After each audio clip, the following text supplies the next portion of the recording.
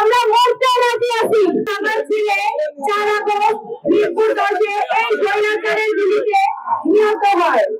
আজ পর্যন্ত একটা বছর চলে যাচ্ছে, আমরা কোনো বিচার পাচ্ছি না।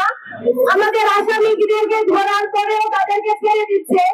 আমি বুঝতে পারছি না স্বরাষ্ট্র উপদেষ্টা এবং আইন উপদেষ্টা তাদের সাথে লিয়াজি করতেছে, তাদেরকে তারা আনার জন্য চেষ্টা করতেছে।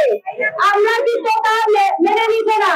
তারা যদি আবার আওয়ামী লীগকে ফ্যাসিস্টকে আনার চেষ্টা করে, আমরা কিন্তু রুখে দাঁড়াবো। আমাদের সন্তানরা কিন্তু আমাদের শিখিয়ে দিয়ে গেছে যে কিভাবে শত্রুদের ফ্যাসিস্টদের সামনে রুখে দাঁড়াতে হয়।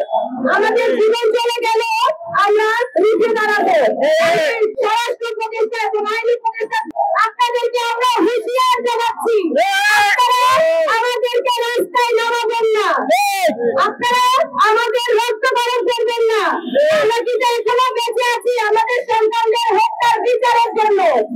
আমরা মরতে রাজি আছি, আপনারা আমাদেরকে রাস্তায় নামাবেন না। আপনাদের কাছে অনুরোধ, আপনারা যেসব আসামি ছেড়ে দিচ্ছেন তাদেরকে আবার গ্রেফতার করেন এবং সুষ্ঠু বিচার করেন।